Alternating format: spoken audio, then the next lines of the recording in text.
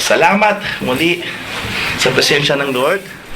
Salamat po sa awitan. Salamat, Panginoon, sa regalo, talento, yung pinagkalog nyo nga po sa bawat isa na na-express po namin, no? Yung ating pong saya, express natin yung ating pong passion sa Lord to the ating pong pag-aawitan. So, salamat mga kapatid sa mga kapatid na nandito na naki-join sa ating pong pagpupuri. Ang sarap pong pakiramdam mga kapatid. At hindi yung po na-miss yung pagpapala na ibinuhos muli ng ating Panginoon habang tayo po yung umaawit. Habang tayo po yung umaawit, nakikita ng ating Panginoon na ating mga puso at nakita po siya ng bawat isa kung gaano kagalak yung katabi natin, kagalak din, no? Kung gaano yung puso ng Panginoon na nakangiti sa bawat buhay po natin, na tayo po nagpupuri, na ibibigay ang best mo natin sa awitan, at salamat din sa mga tears of joy. Amen. So, tayo po ay maging relax for the meantime, at pakinggan po natin muli ang mensahe ng ating Panginoon. Ika nga ni Ate Arin, it's the first Friday of the month. Ilang araw na lang, no? December na. Baby. December 25 na. So, maging mga 22 days na lang. At alam ko na yung bawat isa sa atin, excited. Diba? Excited na po ba tayong tumanggap ng pagpapala? At excited na ba tayong nagbalot ng ating present? So, kumusta naman yung ating pagbibigay? Di ba? Ika nga, sa mga awitin talaga nakita natin kung gaano nagbigay ng ating Panginoon sa ating mga buhay. No? Kung gaano nga lamang ibinigay ang kanya pong buhay sa bawat buhay po natin. So, most of the time, Christians and the whole world celebrating the birth of Jesus Christ every December 25th. At sa ating pagsa-celebrate, ika nga, hindi nawawala yung regalo. Ang isang kamanghang-mangha na ating pong pag-usapan ngayon, dahil sa regalo, kung minsan yung regalo na ibinibigay sa atin, pag natatanggap po natin, nagagalak at naliligayahan tayo. Sometimes, yung regalo na natanggap natin, for some reason, pag natanggap po natin, natatawa tayo. But after some time, yung regalo na yun, ay nakakalimutan na po natin. Sa panahon natin ngayon, we always celebrating Christmas in giving and exchanging of gift. Sabi nga kanina, kumusta ang regalo nyo? Naibalot yun nga, biglang natahimik. So, makikita po natin, no, dahil sa hirap ng buhay, mga ibang tao talagang naghihirap sila to celebrate the Christmas. At yung iba naman, nakakatanggap na regalo because of their higher expectation, yung worth ng regalo parang baliwala. Lalo na kung yung hindi mo kanais-nais na brethren ang nagbigay sa iyo, di ba? So, oops, hayaan mo na siya. Di ba? Hayaan mo na to. At excited kang tumanggap ng regalo kung yung alam mong nagregalo sa iyo ay yung tinatangi mo. Di ba? But some of us really forgetting the essence of giving. Yung worth ng gift. Kung gaano ginawa o paano hinanda yung regalo niya para ibigay sa iyo. Kung minsan hindi natin napapansin, nakikita na yun. So, the whole world is celebrating the Christmas. But sometimes, yung the gift that was laid to us, yung iba, walang time to open the box and see what is the gift inside. At hindi man lang alamin kung ano yung nagagawa ng regalo na iyon. Kaya, ang ating pong pag-uusapan ngayon ay kinuha ko po sa book sa John 3:16. Sabi rito, "For God so loved the world that He gave His only begotten Son, that whoever believes in Him should not perish, but have eternal life." Ano kaya ang mensahe ng ating Panginoon dito? Kaya ang ating pamagat ay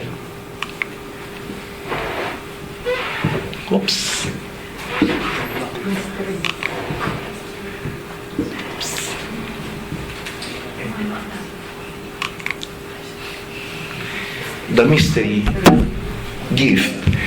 At yung nakalagay na scripture is taken from Proverbs 18 to 16, a supporting verse sa ating pong main scripture.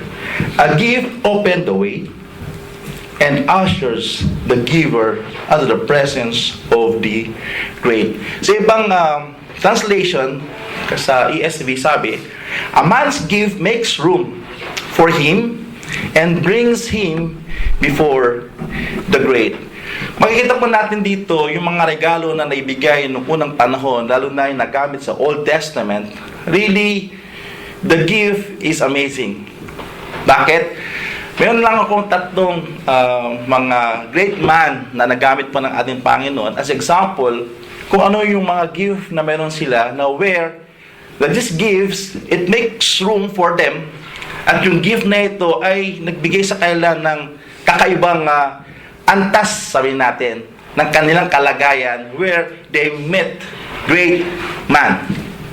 Isa na po rito, yung paborito po natin na si Joseph. Ano pong regalo ni Joseph ng Old Testament? Diba? He was gifted with a dream wherein he can also interpret it. At dito rin po, dahil sa regalo na ito, wherein yung mga kapatid niya, di ba, nag-hate sa kanya dahil si Joseph din ay naging paborito rin po ng kanya pong ama. At because of this gift sa kanya pong mga panaginip na nasasabi po niya sa kanya pong mga kapatid na it hurts them. So, anong nangyari? Si Joseph ay tinapon sa balon. After sa balon ay ibinenta sa mga traders to become slave. Because of that gift, again, slave to servant. Because of his faith, because of his trust and belief sa ating Panginoon, became an high official. And because of that dream, the gift na ibigay sa kanya ng ating Panginoon, ano po yung kanya po naging estado? Di ba? Naging higher officer siya, no, sa kanya pong lugar na where siya po ang namamahala sa resources ng Egypt. Another person is David. Ano pong regalo ni David? He was skilled, having faith to God, brave, the heart of shepherd.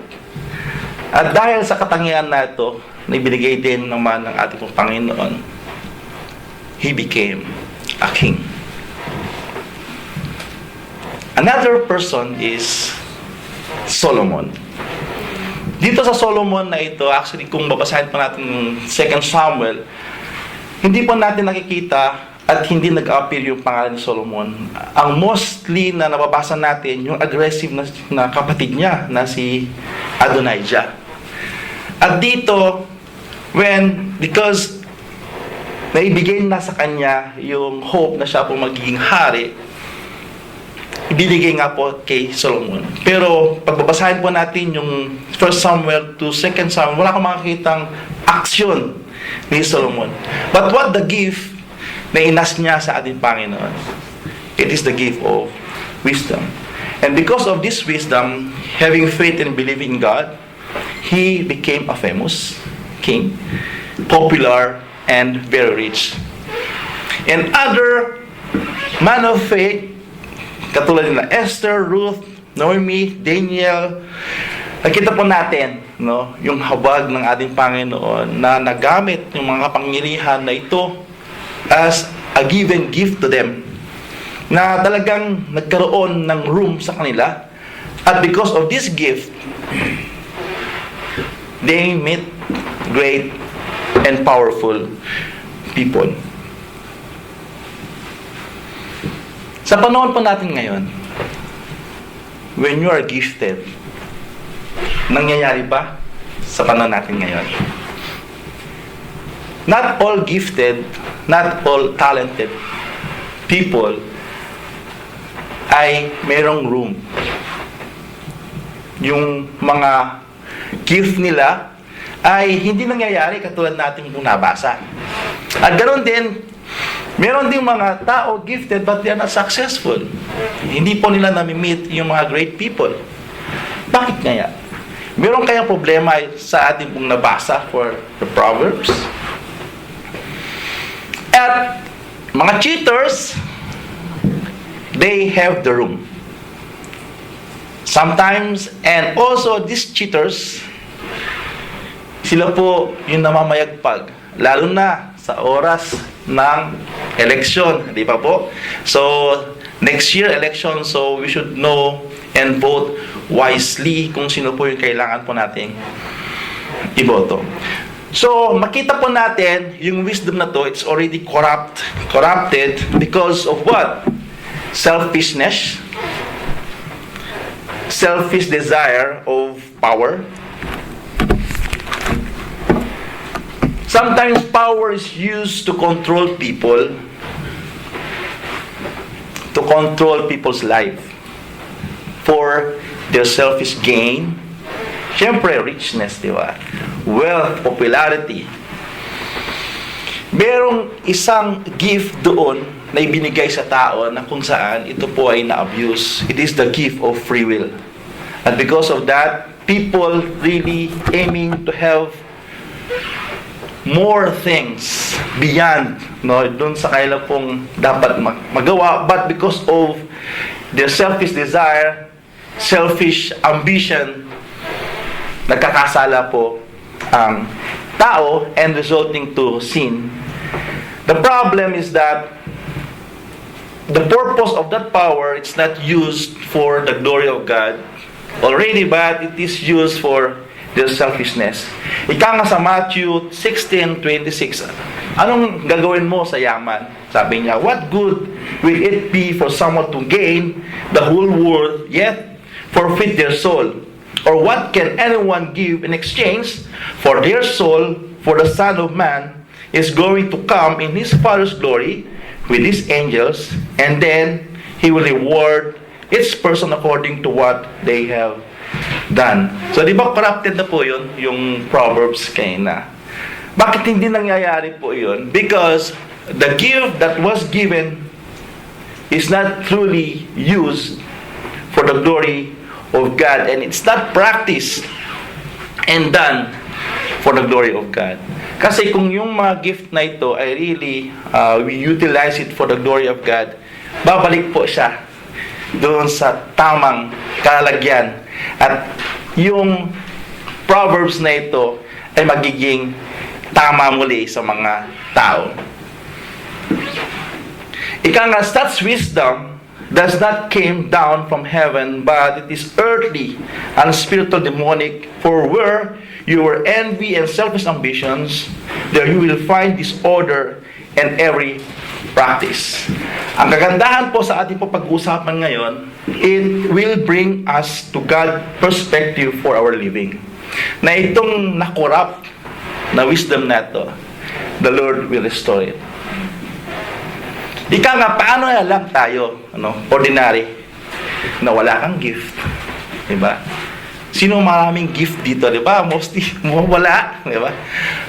At saan na tayong room papupunta, diba? Still, we can meet great people.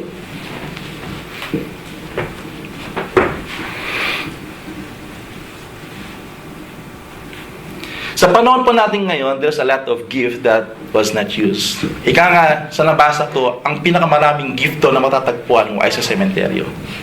Kasi, ang mga tao ay namatay at doon napunta, pero yung mga gift ay nasayang dahil hindi po na gagamit. So, lahat po ng gift ay nasayang.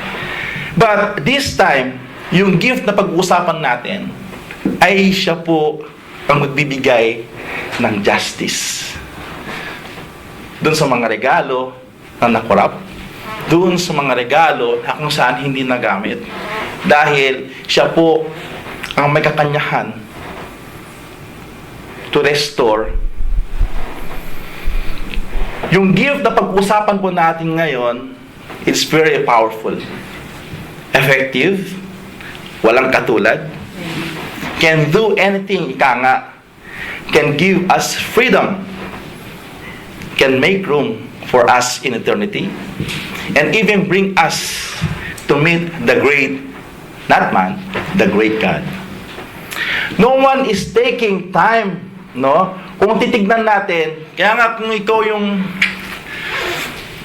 tao na nakikita mo yung isang tao rin na ino-offer mo na yung gift, ayaw pang tanggapin, no? Hindi man lang nilang pakinggan kahit konti, dahil kung itong gift na to, they will believe in its power. Definitely, kung ano man po ang kanila pong hilingin sa gift na ito, ay ibibigay po niya. God is just and righteous because of the corrupted wisdom or gift given by this word that cause people to sin nowadays. Ito naman po ang binigay sa atin ng Lord sa mundo. A gift to restore, a gift to bring to righteousness and effective to all.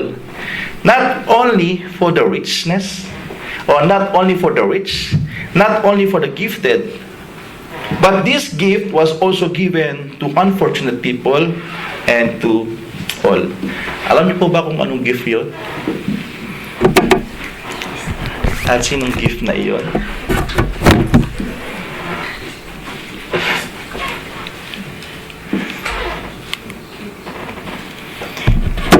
For God so loved the world that He gave His only begotten Son, that whoever believes in Him should not perish, but have eternal life. Is it a mystery? Yung anak mo, kung ikaw man yung katayuan ng ating po na pag-uusapan, kaya mo pang ibigay itong anak mo para sa tao na alam mong nagkakasala at pinapatay ka o pinapatay yung anak mo because of the sin.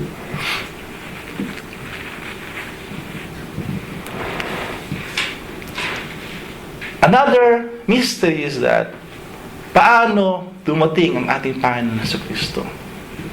He was born in a virgin one. When Angel Gabriel visited Mary and gave the greeting, and he mentioned, "You are highly favored. The Lord is with you." Is it a mystery? When the God gave His Son to us, ano yung ginawa ng Son? Because of His love to His Father, He obeyed. Kung ano man po ang will ng kanyang pong Ama, ay siya rin pong ginawa niya. Ikaw, tayo, kaya mo bang ibigay yung buhay mo para sa iba? Just to fulfill yung sinabi ng ating Panginoon? Is it a mystery? Now, the mystery of the gift, why we are celebrating this Christmas, ay tutunghayan pa natin. Ano kaya itong mystery of the gift na ito, na kung bakit tayo nagsa-celebrate ng Christmas? Diba? Tingnan natin. Kasi because of that corrupted gift or free will na ibinigay sa atin ng ating Panginoon, all people sin. At alam din po natin, when we sin, the wages of sin is death. At lahat po ng tao, definitely, naniniwala sa impyerno at sa langit.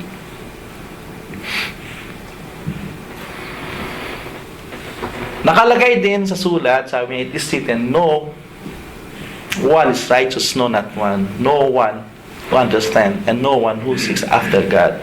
So, mahirap talaga, no? Paano mo makukuha tong mystery gift na ito na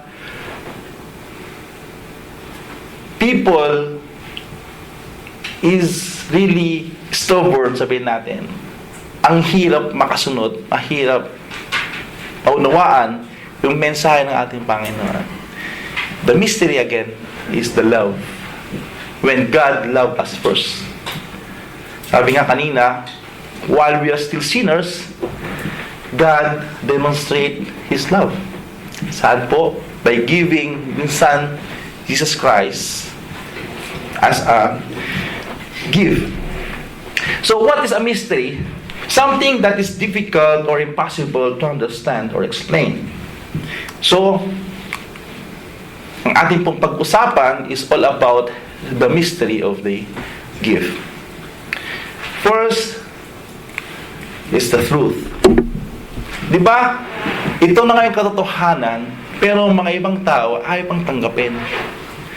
May sinasabi sa katotohanan na to na kung saan, sabi ng ating Panginoon, I am the way, the truth, and the life. No one comes to the Father except through me. Pero ano pang ginagawa ang mga tao? Di ba? Naghihirap kasi tumitingin sila based on their tradition and culture. Kung sakali man mayroong Diyos para sa mga buntis, pupunta sila sa lugar kung saan yung Diyos na para sa buntis. Di ba? Kung sila po yung magta-travel, meron silang Diyos na kung saan Diyos para sa travel. At yung tao na yun, pupunta na naman doon sa place kung nasaan yung santo na yun. Nakakalungkot nga po, di ba? Kasi for us, we experienced before. But thanks God, because of the love na natanggap po natin sa ating Panginoon, He gave us the realization. He gave us the light. At nakita po natin yung truth na talagang hindi mo siya maunawaan kung hindi rin ang Panginoon nagbigay sa atin ng understanding. At salamat sa ating Panginoon. Dahil isa pang patotoo na ang ating pong Panginoon, Hesus Kristo, ay dahil doon sa pag-ibig ng ating Panginoon, in Hebrew 1 verse 1 to 4, in the past, God spoke to our ancestors, to the prophets at many times and in various ways, but in this last day, He has spoken to us by His Son, whom He appointed the heir of all things, and through whom also He made the universe. The Son is the radiance of God's glory and the exact representation of His being. Nawa mapakinggan, makita na mga mahal natin sa buhay itong verse na to dahil alam natin kung ano yung katayuan ng ating mga mahal sa buhay. Example na lang, di ba? Sabi natin, Jesus Christ is our Lord, na kung saan siya po ang way, di ba? Siya ang katotohanan ng buhay. Pero doon sa tradisyon, meron silang Diyos na siya po ang daan. Siguro alam niyo po yun, di ba? Si San Pedro, kasi siya raw ang may hawak ng susi. Yes, it is given yung right sa kanya na he will be the rock and given the key, but hindi yung siya yung way papuntang langit. He just given and have the authority, no, bilang sa tao na kung saan, kung ano po yung husgahan niya, ay siya rin po mahuhusga sa langit. Not in the way na kung saan siya po ang magiging daan, siya po ang magiging katotohanan at buhay. Meron pa, yung mga great man na ginamit ng ating Panginoon, ayun din naman din ang ginagamit ng mga tao na Diyos din. Katulad din si Saint Paul daw, si Apostle Paul, sabi rito, he is the patron saint of the missions, writers and publishers.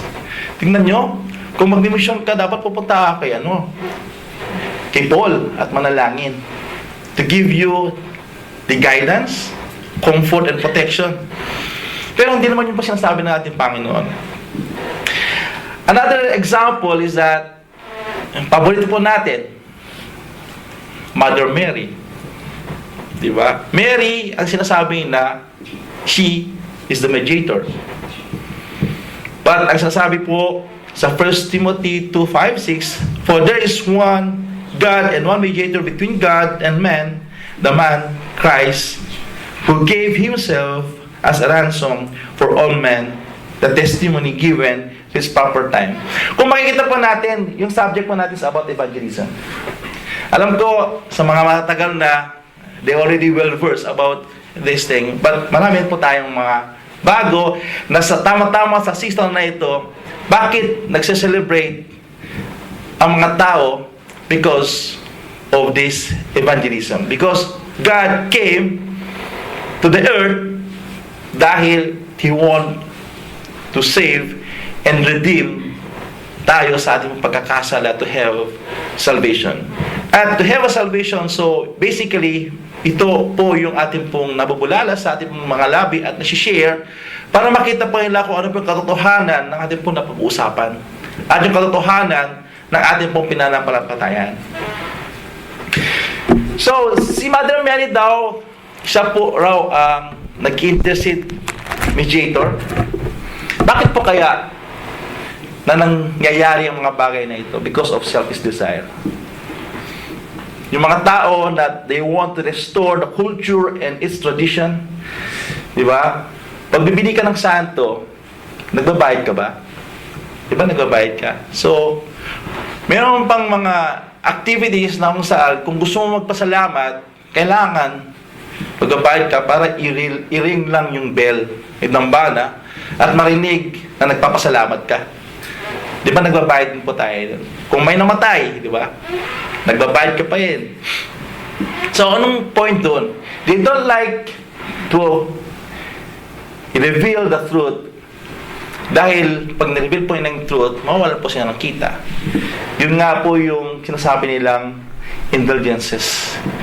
Na ginagawa nila ito for their benefit, for their profit, at the same time, para sa kanilang pong pansariling kapakanan.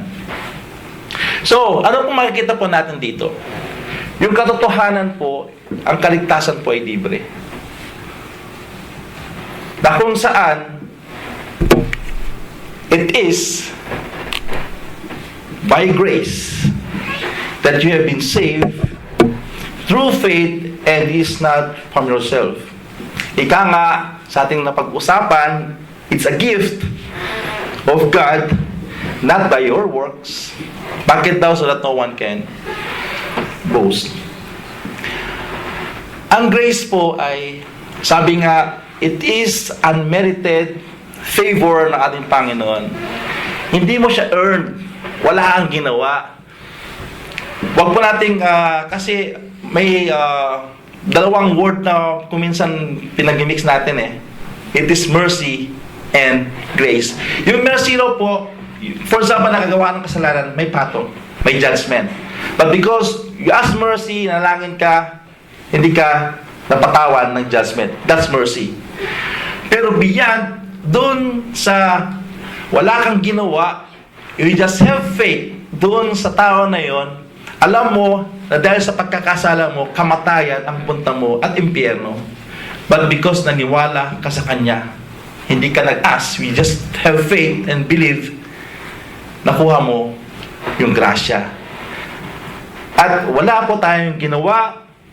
It is, sabi nga, extending kindness to unworthy. And we are all unworthy. So, mga kapatid, yung salvation, no, hindi po natin nababayaran, hindi po binabayaran. No, hindi katulad ng iba na nagbabayad. At yung ginagawa pa ng iba is to be safe, 'di ba? Ang sabi nila, maging mabait ka lang, 'di ba? Safe ka na.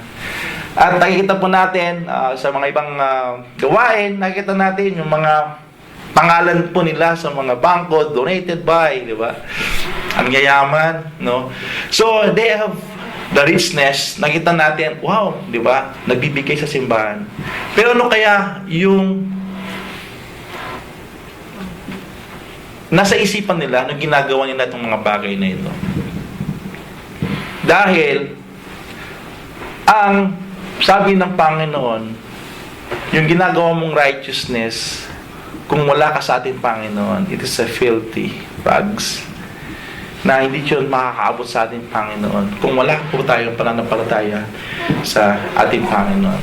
When we receive the grace through faith, nagiging handiwork po tayo ng ating Panginoon. Because of that faith na receive po natin sa ating Panginoon, definitely magbubunga po sa bawat buhay po natin. At because of that faith, because of that salvation that we receive from God, bubunga po siya into kindness. At alam po natin, diba, yung fruit of the Holy Spirit. At doon po, makikita po natin that in Jesus Christ, to do good works, which God prepared in advance for us to do. When we are called, ika nga, mayroong purpose kung bakit tayo tinawag, kung bakit ibinigay sa atin. Kasi sabi natin, yung faith, it is God who is the finisher and author of faith. Hindi po tayo ang gumawa po ng ating pananampalataya, kundi ang ating Panginoon. So, it's a gift from God na wala po tayong ginawa, kundi really, it's 100% na grasya po ng ating Panginoon. Now, another mystery of this gift is all about freedom.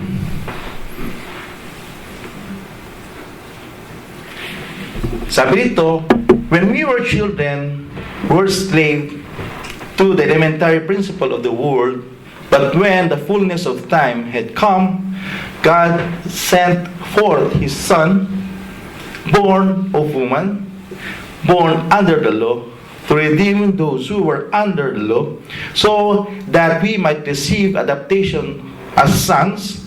And because you are sons, God has sent the Spirit of His Son into our hearts, crying, Abba, Father. So you are no longer a slave, but a son. And if a son, then an heir through God. So, ano ba yung konteksto na itong pag-usapan na ito? Nung tayo po hindi po nakakilala sa ating Panginoon, lalo na nung unang panahon, they are actually bind with different beliefs. They are actually having some idols and practices. Pag nagkakasala po sila, mayroon po silang mga ginagawang rituals na kung saan really they will nag-effort po sila at gumagawa sila ng mga bagay para yung kasalanan po nila ay nababayaran.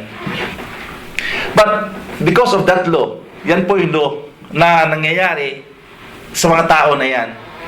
That's elementary, sabi nga, it's elementary principles. But ang kagandahan po dito, nung itong mga tao na ito ay nakakilala doon sa pagdating ng ating pong Panginoon na si Jesu Cristo, na it was sent and born of a woman, and He also born under the law, dahil naging ordinary tao po siya. He became man, no? At yun yung law.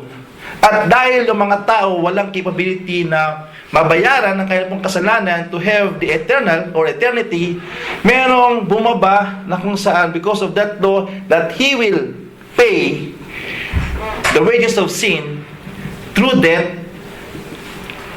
at siya lang po yung pure, na walang po kadungis-dungis yung kanya pong dugo, na wala pong kasalanan, at yun po ang kailangang ialay sa Diyos. Kasi nga, yung kanyang tradisyon, di ba, dapat ang iaalay sa Diyos kung tayo pinagkasala, yung fat, walang kapintasan, uwi ng hayop, at kinakatay ito, at inaalay sa altar. But because of this gospel, nakita po natin na because of the Son of our God, that is Jesus Christ, siya po ang ginawang kabayaran No? At because of that, when we believe in Him, nakita po natin, because of that belief, napasama po tayo sa family of God to the adoption. Di ba po, kasarap po yung pakiramdam? Nag-search ako kung sino pong pinakamayamang tao sa Pilipinas. Kita ko si C. $17 billion. Sabi ko, ang laki. Kung ikaw kaya inampun ng C, ikaw po, sa kalagayan mo ngayon, marami kang utang, nahihirapan sa buhay, di ba? Marami kang talagang hindi mo mawari yung mga problema. Pag inampun ka ni C, yung rights, karapatan ni C, ay mapupunta po ba sa atin kung inampun ka? Definitely, di ba? Yun lang po yung example sa world. How much more kung inampun ka ng Diyos? Ang pinag-usapan mo natin si tao lang po siya, di ba?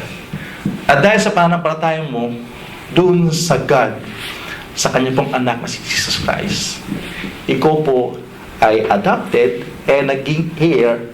Kung ano po yung right po ng ating pong napag-usapang regalo na si Jesus Christ, ayun din po magiging right mo bilang adopted son and daughters ng ating Panginoon. Hindi po ba napakagandang regalo? Is it a mystery? Walang pwede makapag-gagawa ng ganun, no? Na ibibigay lahat yung rights, even eternity, ibibigay sa'yo. Ano pang hahanapin po natin?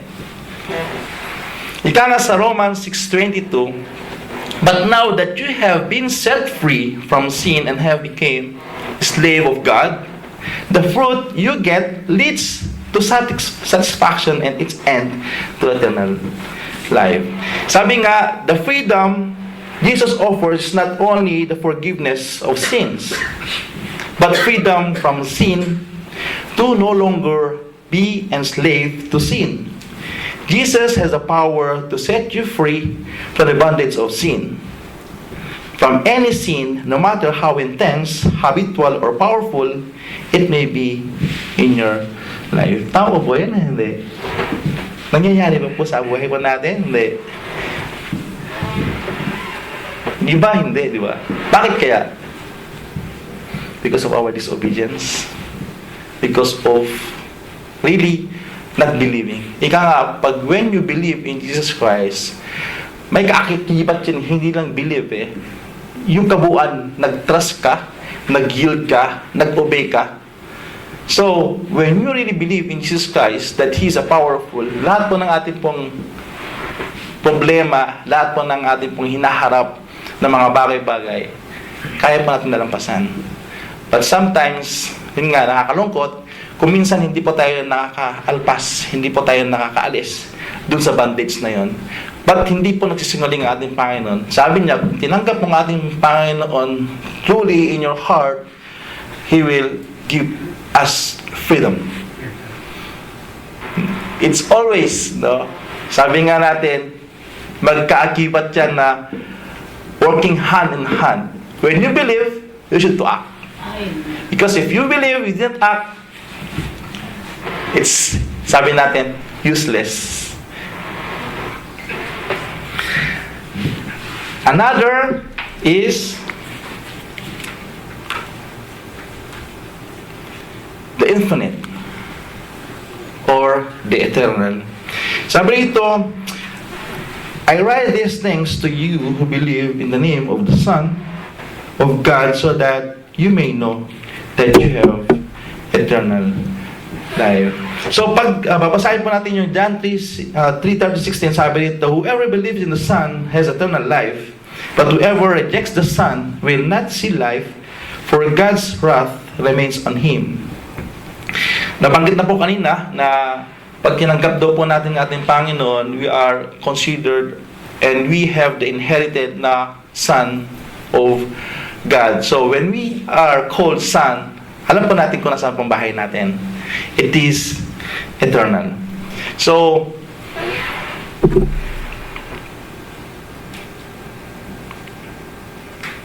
sa 1 Corinthians chapter 2 verse 7, Paul speaks of a hidden wisdom of God in a mystery. Ika nga, a wisdom which God predetermined before the ages for our glory, which no one of the rulers of this world hath known. Diba fair? Kasi kayo na napag-usapan natin. Pag kung mayaman, diba? Kung gifted ka, or kahit hindi ka gifted pero cheater ka, diba? It makes room for you. At the same time, meron kang kalalagyan na you will meet great people because you cheat. Pero makikita po natin dito, yung fairness ng ating Panginoon, na kung saan, wala siyang, titignan natin, favoritism, sabi natin. Pantay-pantay siya. Kung mayaman ka, at hindi ka nag-believe sa akin, you don't have anything. Mahirap ka, nag-believe ka sa akin, you have anything. Di ba patas? Fair. Sabi ito, the emphasis is on the wisdom of God hidden in the mystery, and the wisdom is God's plan to man's salvation is in Jesus. So, definitely salvation is found no one else, for there is no one name under heaven given to man by which we must be saved, and that is Jesus Christ. So, paano po natin i-claim yung gift?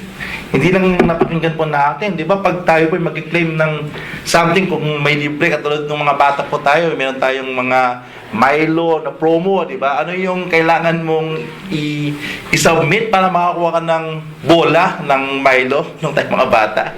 Di ba, yung mga empty na pinaglagyan ng Milo, yung plastic, kuminsan, di ba? Kuminsan, di ba, yung mga tansan na pag-usapan natin, doon sa mga soft drinks, di ba? Kuminsan may nakikita ka doon na gift na parang, uy, jackpot, di ba? Ano yung ipe-present mo ngayon para makuha mo, makaklaim mo yung gift na free?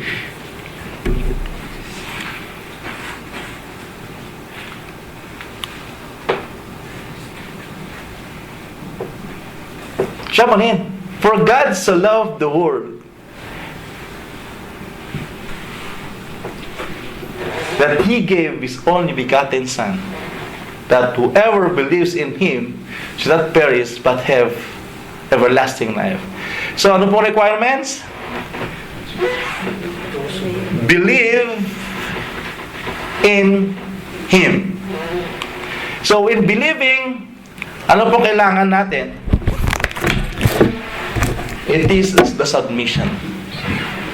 We have to submit ourselves sa ating Panginoon. Submit. Di ba, pag sabing submission, it is the action of accepting or yielding to the high authority, no? Na kailangan mong sumunod doon sa tao or doon sa authority. Anong pwede natin ibigay dito, isa-submit? It is our pride. And be humble to accept that you're a sinner. Kasi hindi mo matatanggap itong salvation na ito when you feel that you are righteous. So, humility, acceptance that you need a Savior. And when you humble yourself before God, definitely you have the salvation na pangako po ng ating Panginoon. Sabi nga sa James 4:10, humility is the fear of the Lord. It wages our riches, honor, and life. Maganda, pag humble daw po tayo sa ating Panginoon because of our fear, ang kabayaran is riches. Ano pa raw? Honor and life. Klaro, mabis pa tayo ng konti. Ano pa? It is our trust. Nasabi ko na po kanina, na parang parehas lang po sa believe, no? When you trust, definitely you will give everything to the person you trust, di ba? Kaya pag natitiwala ka, ay mahal mo ako, di ba? Siyempre naman, di ba? So, pag na-develop yung pagmamahal, di ba, napapunta sa kasalan. At yung pagtatras ng bawat isa, nakikita mo, na-develop yung intimacy, na-develop yung relationship. At nagkakaroon po tayo ng family. At ganoon po nangyayari po sa atin that when we trust the Lord Jesus Christ, we have the intimate relationship to Him.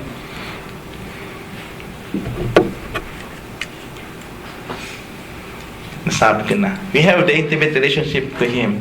So, sabi nito sa Jeremiah 17:7-8, sabi nito, "Blessed is the man who trusts in the Lord, who trusts in the Lord. He is like a tree planted by water, that sends out its root by stream, and does not fear when heat comes, for its leaf remains green, and is not anxious in the year of drought, for it does not cease to bear fruit." Di ba pag tayo pa nagka-trust, sino pa nagbe-benefit doon sa pagtitiwala natin?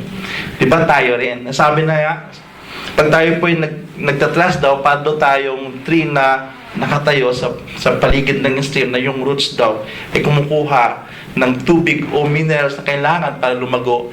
At dahil doon sa pagtitiwala na yun, tayo rin po ay hindi nagda-dry. Di ba? Hindi rin po tayo nag-worry sa darating na pagsubok. Dahil tayo rin po ay palaging namumunga.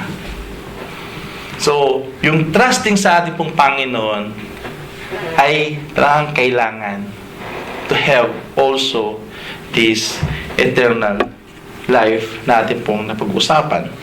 Another thing is that faith. Nabanggit na po kanina. So, faith is essential. Ika nga, we cannot please God without faith. At ano po yung faith? Yung faith, now faith is the assurance of things hoped for, the conviction of things not seen. So, yung faith, yun po yung pinanghawakan po natin sa ating pong pananampalataya sa ating Panginoon. Dahil yun po yung kailangan ng kailangan para tayo po ay mas lalong lumago at makita po natin yung tunay na kapangyarihan ng ating po na pag-uusapan. Kasi hindi pa natin maunawaan itong mga bagay na ito, yung mystery ito, kung in the first place, wala kang faith. Kasi, when you have faith, starting po yun, yung kaalaman na kung saan, siya po ang magbubukas sa iyo kung ano po yung mystery ng ating Panginoon. Katulad lang po, kung yung ipinanganak siya, kung wala ka pong faith, hindi mo po siya maunawaan. At yung faith po, siya po mag-explain sa atin. At yung faith na yan ay nag-increase when you do the hearing and hearing of His Word. So, nabanggit ko po kanina, another is the intimacy. So, when we develop intimacy, ano po yung nangyayari? Ano po ginagawa po natin doon sa mga, for example, sa ating mga mahal sa buhay? Diba, we talk to them. Diba, yung mga kaibigan natin, paano po natin na-develop yung pagkakaibigan? Diba, nagkakausap. At ganoon din po yung kagustuhan natin, Panginoon, in prayer. So, doon sa acts ng prayer, ika nga, we should acknowledge God, we should have to do the confession, thanksgiving, adoration. Simple kami, yung supplication na kailangan po. Dahil in prayer, meron pong kapangyarihan. Palagi po natin ginagawa po yan pag sa prayer meeting, no? At exhortation, talagang nakita po natin yung worth at yung kahalagahan ng may panalangin. Sabi nga, therefore I tell you, whatever you asked for in prayer, believe that you have received it, and it will be yours. Ika nga, the power of prayer is the power of God. Our prayer moves the heart and hand of God. Since God is powerful, there is no limit as to what prayer can do. So, sabi nga, this is what the Lord says, sabi niya sa Jeremiah 23:2-3, sabi niya, He who made the earth, the Lord who formed it and established it, the Lord is His name. Call to me, and I will answer you and tell you great and unsearchable things you do not know. Yun din po ang na-share po kanina ng ating pong worship leader. So, kung tayo po talaga mayroong intimacy sa ating pong Panginoon, definitely, may bibigay po lahat ng ating pong kagustuhan. At yung kagustuhan po natin na yun, dapat na ibabalik din po for the glory. Ika nga, if it is asked for His glory, ano man po yung ating pong hilingin ay ibibigay niya. Kasi alam ng Panginoon kung ano pong desire ng puso po ng bawat isa. Kung itong kahilingan mo to is not really for the glory, alam po niya kung ibibigay niya po o hindi. So, another thing is gratefulness. So, doon sa ating pagtitiwala sa ating Panginoon, when we receive it, definitely we should have to be grateful enough na we should always rejoice. Sabi nga, even though nasa problema pa tayo o kaya nasa magandang kalagayan, we should always rejoice in every circumstances. Ngayon, what is the manifestation of this gift? Kasi naalaman mo na kung ano yung mystery nito. Natanggap mo na at na-claim mo na. So, ano naman po ang manifestation dapat sa buhay po natin? Christmas is a celebration, a time for giving, and not simply a day we exchange gift. The spirit of Christmas is in the togetherness. It's the thought to which you put into thinking about others. It's selflessness.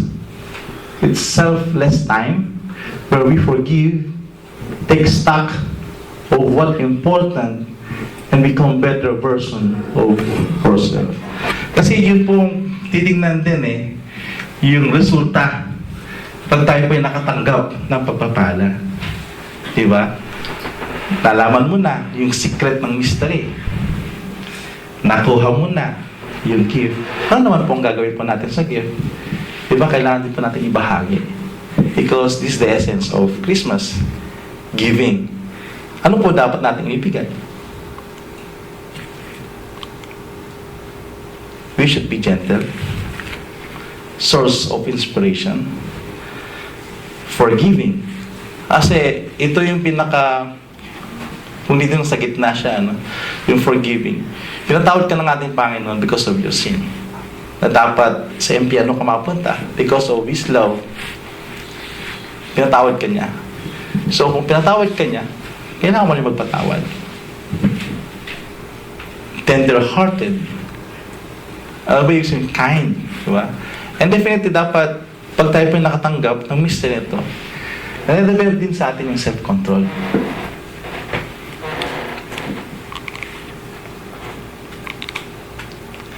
It is time for God showing His great love for us. It can be a time of healing and renewed strength. Sure, enjoy the season, but remember to rejoice as well. After all, the true meaning of Christmas is a celebration of God's ultimate gift, the birth of Jesus, the Christ child.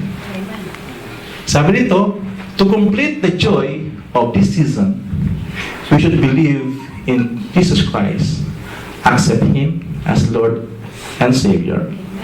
Dahil, as a conclusion and summary, the mystery, gift, reveal, in Jesus, we have the gifts, the grace, infinite, the freedom, truth, and salvation. Kung tinanggap po ang ating po Panginoon, hindi lang po yung mystery na gift ang tanggap mo, kundi ito po ang matatanggap mo kung kayo po ay nagtiwala sa ating Panginoon. At definitely, kung natanggap mo po yung mystery, the gift reveals about Jesus, what's the manifestation? To others, you should be gentle, source of inspiration, forgiveness, tender-hearted, self-control. dapat ito po makita sa atin na ibang tao. And we will share about the mystery gift throughout the manifestation sa ating pong mga buhay. So definitely, it will not finish the joy if without you. Nagagawa ng mga bagay na ito. The beneficiary. So, lahat po ng ito ay hindi po ibang tao ang nagbe-benefit, kundi you. Ano po yun? Always be grateful, having intimacy ng ating pong Panginoon, sa Kanya, lamang ating pong pananampalataya. We have always trusting Him, and be obedient, submissive po sa Kanya. So, joy if you have Jesus, and when you have the manifestation to others, and because you completed all these things, because of you, you have the joy. Now, the word Proverbs, while ago, it is corrupt, but this time, the mystery gift, Proverbs 10:18-16, a gift opens the way and ushers the gift into the presence of the great restored. Tayo po'y tumayo. Palakpakan po natin natin.